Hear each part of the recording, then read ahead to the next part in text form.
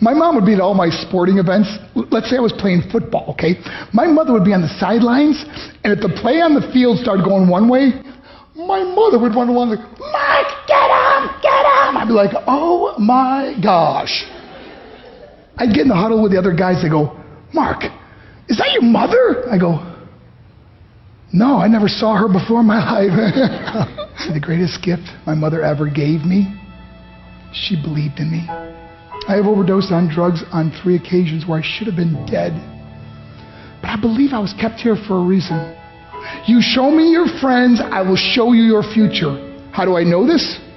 I hung out with losers, and I became the biggest loser of them all because I gave up everything I dreamt about as a little boy because of who I chose to surround myself with. My friends would drive me home at 2, 3, 4 in the morning. We'd be drunk and high, laughing in the car. We'd pull up in front of my house in New York. They go, Mark, the light's on. I go, oh man, my mother's up. See, my mom wouldn't go to bed until she knew her son was still alive. I'd walk in, she'd say, hi Mark, how was your night? I go, it was good, Mom, I'm just gonna go to bed. She goes, can I talk to you for a minute? I go, Mom, I'm tired, I'm just gonna go to bed. She goes, Mark, I haven't seen you all day and all night. Can I please talk to you? I said, man, just leave me alone. You bug me. I'd slam my bedroom door on the one person who believed in me. I was on a worldwide tour and we were wrestling overseas in Japan. After my wrestling match, I went upstairs in my hotel room and I fell asleep. There was a knock at my door at 3 o'clock in the morning. I got out of bed and I looked through the safety window and I could see it was a Japanese promoter. So I opened the door and he said, Mark, you need to call home. There's been an emergency. I went and got on the hotel room phone. I called back to the United States and said, hey, what's going on? I said, Mark, I don't know how to tell you this. I said, just tell me what happened. All of a sudden I started crying. They go, Mark, I can't tell you. I said, just say it. He said, Mark, your mother died. I just threw the phone down. I ran out of my hotel room. I took the elevator to the lobby, and when the doors opened up, I just ran out into the street.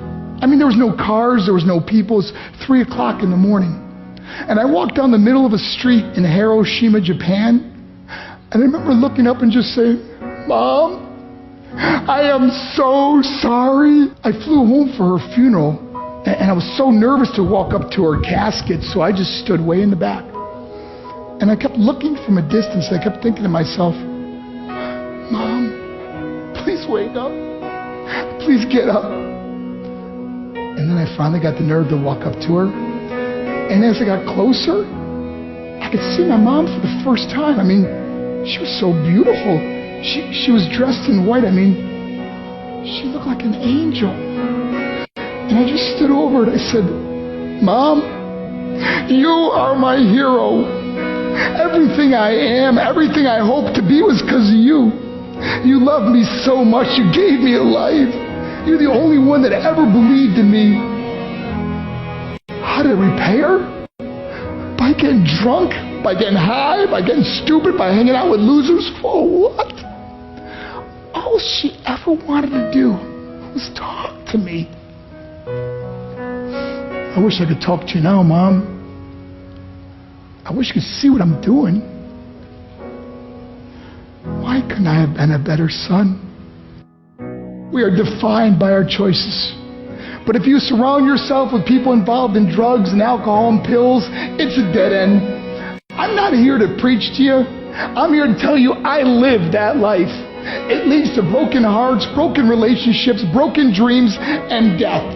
For what? To get high? If you have a mother or a father, when you go home, tell them how much you love them. See, my whole life was about being rich and famous. I had to be a millionaire. I had to win the race. I had to win the race at the expense of my marriage, my family, my friends. For what? To be all alone in the world? I learned what is truly important, and that is how precious this gift of life is, and our families, and how quickly it can be taken away. See, I no longer live in time. I live in moments. See, it's not what's in your pocket that matters. It's what's in your heart that truly matters. Love Love is just a word until somebody comes along and gives it meaning. You're the meaning.